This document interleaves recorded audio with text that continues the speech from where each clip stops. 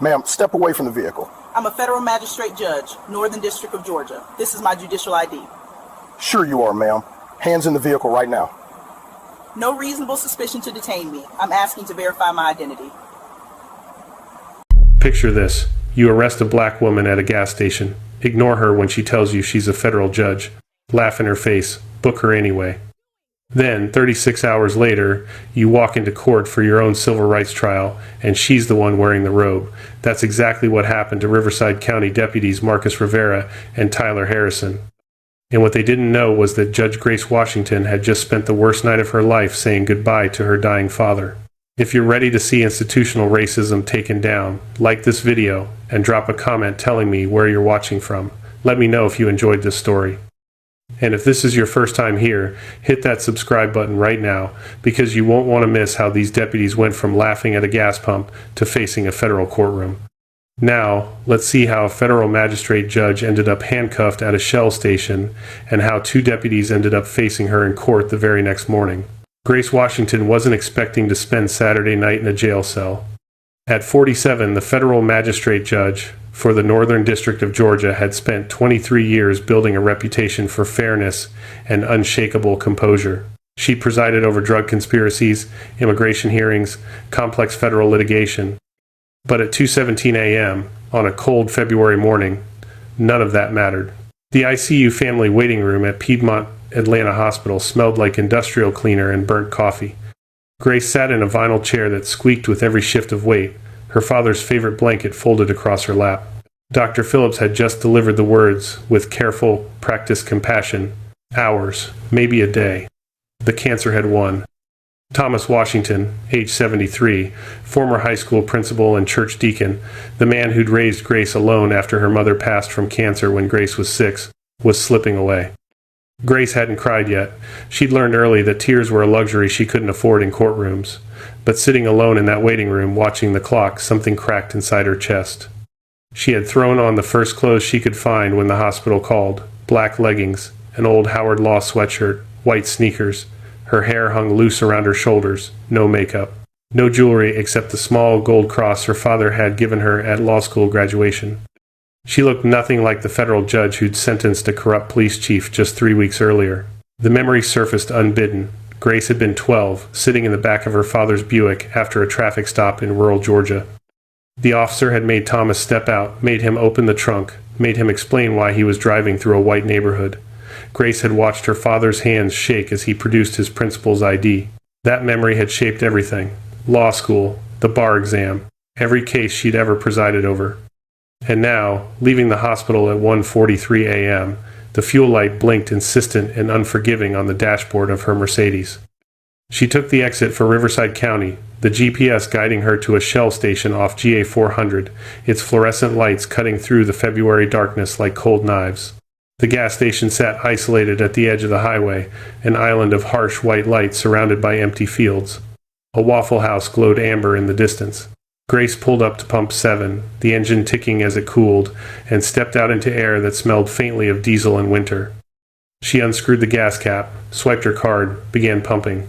Her mind replayed the hospital room, her father's labored breathing, the machines that beeped and hissed, the nurse who'd squeezed her shoulder and said nothing, because there was nothing left to say. Headlights swept across the lot. Grace glanced up. A patrol car circled slowly, deliberately, its movements predatory and assessing. It completed one full loop before pulling in behind her Mercedes, blocking her exit. 2 deputies stepped out. The first was tall, mid-40s, with a crew cut and a jaw that looked carved from stone. His nameplate read, Rivera. The second was younger, softer around the middle, his hand resting on his belt near his taser. Harrison. Rivera approached with a flashlight, the beam lancing directly into Grace's eyes. She raised a hand to shield her face. The pump clicked off behind her. Rivera stopped 3 feet away, his flashlight steady, his expression flat. Harrison flanked him to the right, silent and watchful. Grace reached for her wallet, moving slowly, deliberately. She extracted her federal judicial credentials, the laminated card catching the fluorescent light, and held it up between 2 fingers. The credentials identified her clearly. Federal Magistrate Judge Grace Washington, Northern District of Georgia. Her voice was calm, measured, the same voice she used to swear in witnesses. Rivera's eyes flicked to the ID, then back to her face. Then he laughed. It wasn't a chuckle. It was a full, open laugh, the kind that carried across empty parking lots. He turned to Harrison, gesturing at the credentials still held between Grace's fingers. The mockery was evident in the curl of his lip, the casual dismissal in his posture. Harrison grinned, said nothing. Grace kept her hand extended, the credentials still visible. Her offer to provide additional identification, her bar card, the clerk's office number for verification hung in the air between them. Rivera stepped closer, his boots scraping against the concrete. His instruction was clear, hands on the vehicle. Grace's assertion of her rights, her statement regarding the lack of reasonable suspicion, fell on ears that had already decided. The deputy's response was immediate. Hands on the vehicle. Now. Grace's pulse thrummed in her ears, but her hands remained steady. She placed her credentials back in her wallet, set the wallet on the hood of her car, and turned slowly, placing her palms flat against the cold metal. Harrison moved in, his hands swift and impersonal as he patted her down. The search was thorough, invasive, conducted under the unblinking eye of the gas station security camera. Across the lot, a figure stood outside the Waffle House, watching. Rivera declared her under arrest for suspicious activity. Grace's observation that suspicious activity wasn't a criminal charge went unacknowledged. The charge shifted to resisting. Her factual statement that she hadn't resisted made no difference. Rivera pulled her arms behind her back. The handcuffs clicked into place, cold and tight, the metal biting into her wrists. Grace recited the words silently, a mantra, an anchor. The right of the people to be secure in their persons, houses, papers, and effects against unreasonable searches and seizures shall not be violated. They walked her to the patrol car. Harrison opened the rear door. Grace bent her head and climbed inside, the seat hard plastic, the space reeking of sweat and disinfectant. As Rivera closed the door, he turned to Harrison, raised his hand. High five.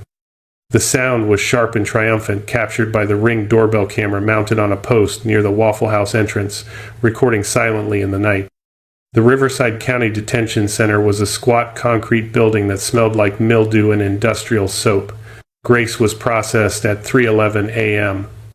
Fingerprinted. Photographed. Her belongings cataloged and sealed in a plastic bag. The holding cell was 8 feet by 10, a metal bench bolted to the wall, a toilet in the corner with no seat. The fluorescent light overhead buzzed incessantly, a mechanical whine that drilled into her skull. She sat on the bench, her wrists still aching from the cuffs, and waited. At 4:32 a.m., a corrections officer appeared at the bars. He didn't look at her as he spoke. Grace followed him to a phone mounted on the wall in a narrow hallway, picked up the receiver. The voice on the other end was unfamiliar, female, strained. Nurse Jacobs from Piedmont, Atlanta. The apology came first, automatic and hollow, then the words that mattered. Thomas Washington had passed at 4:09 a.m. The words landed like stones. Grace closed her eyes. The hallway tilted. She gripped the receiver until her knuckles went white. Her whispered thanks was barely audible. The call ended. The officer escorted her back to the cell. She sat on the bench and stared at the concrete floor, her father's face vivid and unbearable behind her eyelids. At 6:15 a.m., a different officer arrived. Release paperwork. Credentials verified. No apology, no explanation. Grace collected her belongings, signed the release form, and walked out into the gray pre-dawn light. Her car had been towed. The impound fee was $175, paid with the credit card she'd used to buy gas 7 hours earlier. She drove home in silence, the sunrise bleeding red and orange across the horizon, and collapsed onto her couch without undressing. Her phone buzzed at 9:43 a.m. Chief Judge Raymond Foster, Northern District of Georgia. The emergency was immediate. Judge Ellison had suffered a stroke. A civil rights case needed a presiding judge by Monday morning. Riverside County Superior Court. Grace was the only available magistrate. The case details were straightforward. Excessive force. Wrongful arrest. The plaintiff was a young Somalian man. The defendants were 2 county deputies. A pause on the line. Marcus Rivera and Tyler Harrison. Grace said nothing. Her hand tightened around the phone. Foster's question hung in the air. Could she handle it? The answer came without hesitation. Steady, unshakable. The same voice she'd used at the gas station, in the holding cell, on the phone with the nurse who told her that her father was gone. She would handle it. Monday morning arrived, cold and gray. Grace entered the Riverside County Superior Court through the judge's entrance at 7:45 a.m. Her black robe pressed, her hair pinned in its usual bun. The courthouse smelled like old wood and floor polish. The courtroom was packed, gallery seats filled with reporters, activists, community members. The case had drawn attention weeks before Grace's involvement. Jamal Carter versus Deputies Rivera and Harrison, excessive force, civil rights violations, the kind of case that made local news and sparked protests. Grace took her seat behind the bench, arranged her files, and surveyed the room with the same measured composure she brought to every proceeding. The court reporter settled into position. The bailiff stood ready. At 8 o'clock, Grace addressed the court on the record. Her disclosure was clear and procedural. 36 hours prior, she had been wrongfully arrested by the defendants in this case, Deputies Marcus Rivera and Tyler Harrison, at a gas station in Riverside County. The arrest had been without probable cause. She had been detained, booked, and released after verification of her judicial credentials. The courtroom erupted in murmurs. Reporters scribbled frantically. Activists leaned forward. Grace continued without pause. She cited legal precedents establishing that personal experience with defendants did not automatically constitute bias requiring recusal. She referenced cases where judges had presided over matters involving individuals with whom they'd had prior negative interactions, provided the judge could maintain impartiality. She noted that her arrest, while relevant for disclosure, did not affect her ability to apply the law objectively to the evidence presented. She invited objections. Defense counsel was given the opportunity to move for recusal.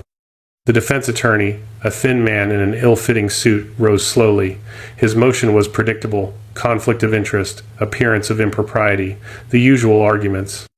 Grace denied the motion. Her reasoning was methodical, anchored in case law and procedural standards. The trial would proceed. At 8:15, the side door opened. Marcus Rivera and Tyler Harrison entered the courtroom in their dress uniforms, medals polished, shoes gleaming. They walked with the confidence of men who'd faced administrative reviews before and emerged unscathed. Then they saw her. Rivera stopped mid-stride, his face drained of color, the ruddy complexion turning pale and waxy. Harrison froze behind him, his mouth opening slightly, then closing. Recognition hit them like a freight train.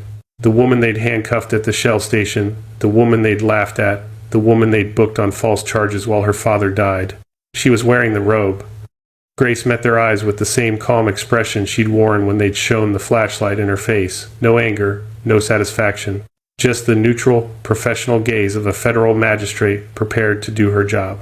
The deputies took their seats at the defense table, their movements stiff and mechanical. Jury selection began. By 10:30, the jury was impaneled. 12 citizens of Riverside County, 8 women, 4 men, 7 white, 3 black, 2 Somalian immigrants. The plaintiff's attorney, a sharp woman named Patricia Chen, delivered her opening statement with precision. She outlined the case methodically. March 15th of the previous year.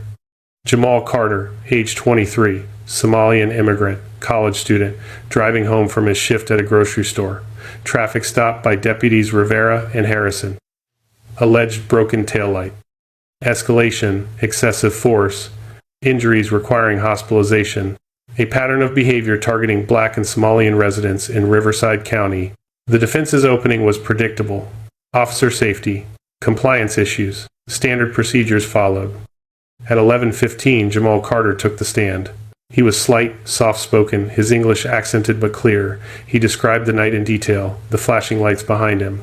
The fear that gripped him immediately, the kind of fear born from stories passed down in immigrant communities about interactions with police. He had pulled over, kept his hands visible, complied with every instruction. Rivera had approached his window, shone a flashlight in his face, asked where he was coming from, where he was going, why he was in this neighborhood. Jamal had answered every question, produced his license, registration, insurance. Rivera had ordered him out of the vehicle. Jamal had complied.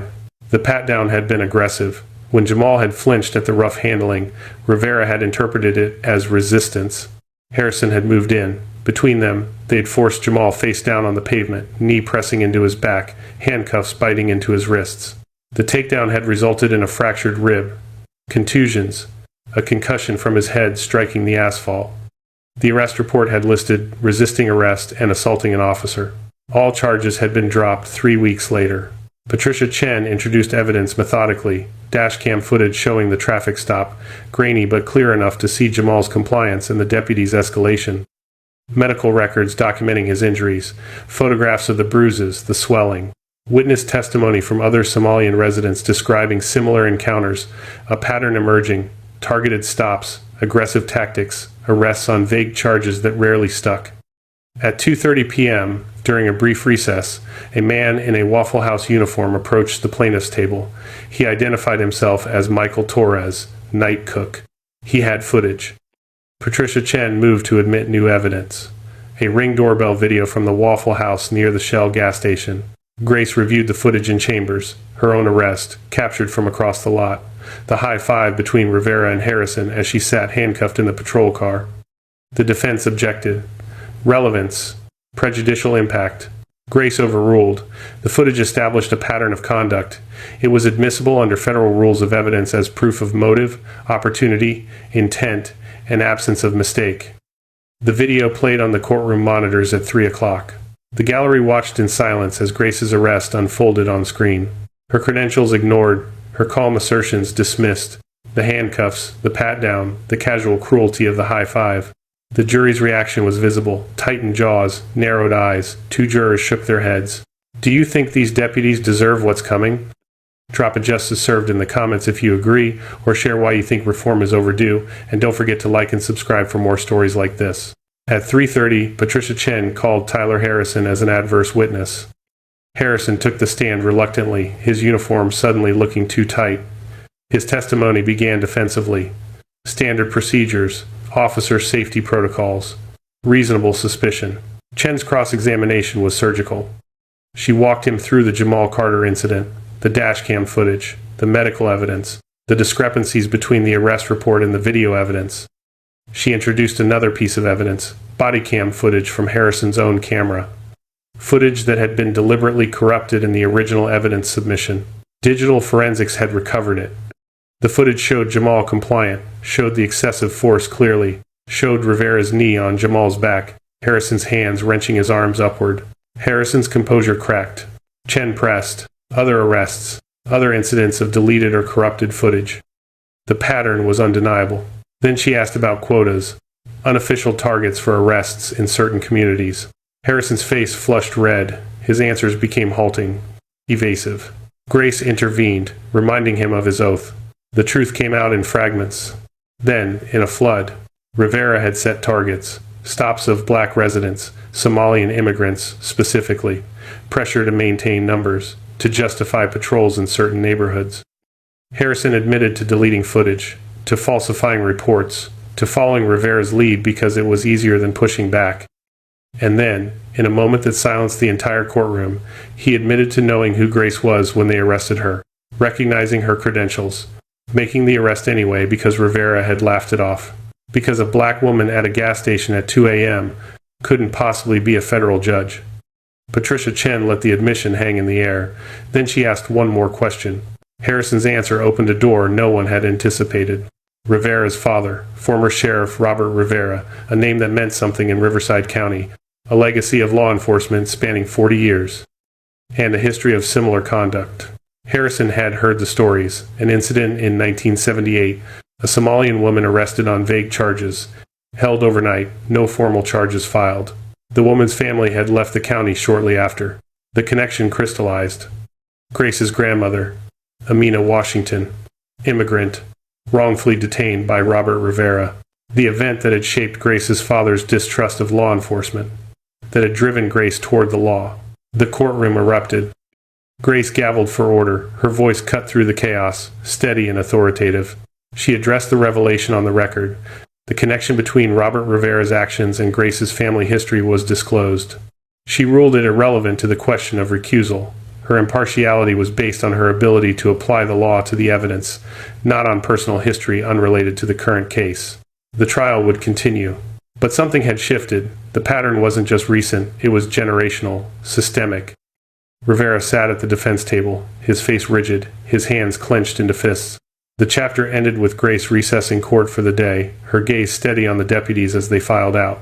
Rivera's testimony would come tomorrow. Tuesday morning began with a courtroom even more packed than the day before. Word of Harrison's confession and the generational connection had spread. Local news vans lined the street. Activists gathered on the courthouse steps. At 9 a.m., Marcus Rivera took the stand. He wore his uniform with rigid precision, every crease sharp, every metal aligned. His jaw was set, his eyes defiant. He had the bearing of a man who'd faced accusations before and weathered them through sheer force of will. His direct examination by defense counsel was predictable, emphasis on officer safety, reasonable fear, split-second decisions, the difficulty of the job. At 10:15, Patricia Chen rose for cross-examination. Her approach was measured. She didn't rush. She built the foundation methodically. She walked Rivera through his training, his years on the force, his understanding of constitutional rights, Fourth Amendment protections, probable cause requirements. Rivera answered with practiced confidence. He knew the law. He'd followed it. Chen introduced the dashcam footage again, played specific segments, asked Rivera to explain specific actions. His explanations grew more defensive, more circular. She introduced statistics. Arrest rates in Riverside County broken down by race and ethnicity. The numbers told a stark story. Black and Somalian residents were stopped at rates 4 times higher than white residents. Arrest rates were 6 times higher. Conviction rates were significantly lower, suggesting arrests without merit. Rivera dismissed the statistics, correlations, population distribution, crime patterns. Chen shifted tactics. She asked about Grace's arrest, the credentials he'd seen, the dismissal of her identification, the high five captured on video. Rivera's confidence wavered. His answers became clipped, evasive. Chen pressed. What was the legitimate basis for arresting a federal judge who'd identified herself and provided credentials? Rivera's response was telling. She'd matched a description. Suspicious activity, officer discretion. Chen asked him to articulate the description. Rivera faltered. The description was vague. General. Black woman. Late at night. In that area. The implication was clear. Being black in Riverside County at 2 a.m. was suspicious. Chen pivoted to Jamal Carter, the traffic stop, the escalation. What made Jamal suspicious beyond the alleged taillight?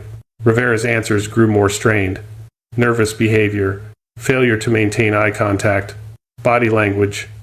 Chen played the dashcam footage again, slowed it down, pointed out Jamal's compliance, his visible hands, his calm responses. She asked Rivera to explain the discrepancy. Rivera's facade began to crack. His voice rose. His gestures became more animated. Then Chen asked the question directly. Was it department policy to target black and Somalian residents? Rivera's response was immediate, heated. Certain people didn't belong in Riverside County. Not unless they had a damn good reason to be there. The courtroom froze. Rivera seemed to realize what he'd said, attempted to walk it back, to clarify. But the words hung in the air, recorded by the court reporter, witnessed by the jury in the packed gallery. Patricia Chen thanked him for his honesty, sat down. The defense had no redirect that could undo that admission. At 11:30, Grace made an unusual procedural decision. To ensure absolute fairness and eliminate any question of bias, she would temporarily step down from the bench. Senior Judge Thomas Brennan, called in from the Southern District, would preside over her testimony regarding her own arrest. The transition was seamless. Judge Brennan, 72, with 30 years on the federal bench, took his seat with practiced authority. Grace was sworn in as a witness. Her testimony was factual, precise, devoid of emotion. She recounted the gas station stop, the display of her credentials, the dismissal of her identification, the arrest, the booking, the hours in the holding cell. She testified about the phone call, her father's death while she was detained. The courtroom was silent. Defense counsel attempted cross-examination, suggested that her emotional state might have affected her perception of events, that grief might have colored her memory. Grace's response was measured. Her credentials had been photographed during booking. The timestamps on the arrest record confirmed her timeline. The Ring doorbell footage corroborated her account. Her testimony was unshakable. Judge Brennan thanked her. She stepped down. He recessed court briefly, then Grace resumed her position on the bench. The procedural dance was complete. Her testimony was on the record, overseen by a neutral party, beyond reproach. Closing arguments began at 2 p.m. Patricia Chen's summation was powerful but controlled. She wove together the evidence, Jamal's testimony, the medical records, the dashcam and bodycam footage, the pattern of conduct, the statistical disparities, Harrison's confession, Rivera's damning admission. She emphasized the constitutional violations, Fourth Amendment protections against unreasonable search and seizure, 14th Amendment guarantees of equal protection. She reminded the jury that this wasn't just about Jamal Carter. It was about a system that had operated with impunity for generations. From Robert Rivera's wrongful arrest of Grace's grandmother to Marcus Rivera's arrest of Grace herself, the pattern had to end. The defense's closing was weaker, appeals to officer safety, the difficulty of making split-second decisions, the dangers of the job. But the evidence was overwhelming, the video footage, the confessions, the overt racism captured on the stand. At 3:45 p.m., Grace gave the jury their instructions. She outlined the legal standards, the burden of proof, the elements of the civil rights claims. The jury retired to deliberate at 4:15 p.m. They returned at 5:30 p.m., 1 hour and 15 minutes. The verdict was unanimous. Liability established on all counts: excessive force, false arrest, violation of constitutional rights, deliberate indifference to training and supervision, extending to the department itself. Damages, $15 million. The gallery erupted in applause. Grace gavelled for order but didn't suppress the reaction entirely. The moment deserved acknowledgement. Grace issued her ruling on remedial measures the following morning. The Riverside County Sheriff's Department would establish an independent civilian accountability board with subpoena power and authority to review all use of force incidents and arrests. Mandatory anti-bias training would be implemented immediately, with specific modules on immigrant rights and constitutional protections. Body cameras would be upgraded to models with tamper-proof storage, automatic upload, and severe penalties for corruption or deletion of footage. Deputies Rivera and Harrison were terminated immediately. Criminal referrals were filed with the U.S. Attorney's Office for civil rights violations under federal statute. The reforms were sweeping, the accountability mechanisms real. 3 months later, Grace stood at her father's grave. The headstone was simple: Thomas Washington, beloved father, educator, and light. Grace placed flowers at the base, daisies, her father's favorite. She thought about her grandmother, Amina, arrested by Robert Rivera in 1978, the event that had shaped everything. She thought about her own arrest, the circle that had closed in that courtroom. She thought about Jamal Carter, who'd reached out last week to say he was applying to law school, inspired by the trial, by the possibility of justice. Tyler Harrison had resigned, moved to a different county, started working with a police reform nonprofit, teaching about the dangers of complicit silence. Marcus Rivera had been forced to relocate. No department would hire him. His father's legacy tarnished alongside his own. Riverside County was changing, slowly, imperfectly, but changing. The Accountability Board had reviewed 80 cases in 3 months, found misconduct in 17, recommended discipline in 12. The message was clear: the old ways wouldn't be tolerated. Grace had accepted the chair position on the board, oversight in addition to her judicial duties. It was extra work, but necessary. She drove past the Shell station on her way home that evening. A patrol car sat in the lot, a deputy filling out paperwork, a young Somalian man standing nearby, clearly just questioned but relaxed. No handcuffs, no aggression. The deputy handed back the man's ID with a nod. The man got back in his car, drove away. A mundane interaction, respectful, constitutional, the way it should have always been. Grace continued driving, the sunset painting the sky in shades of orange and purple. The system wasn't perfect, it never would be, but it could be made to work. Through persistent pressure, through accountability, through people willing to fight for it even when it meant fighting the system from within.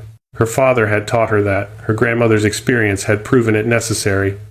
And now, the work continued. One case at a time, one reform at a time, one interaction at a time.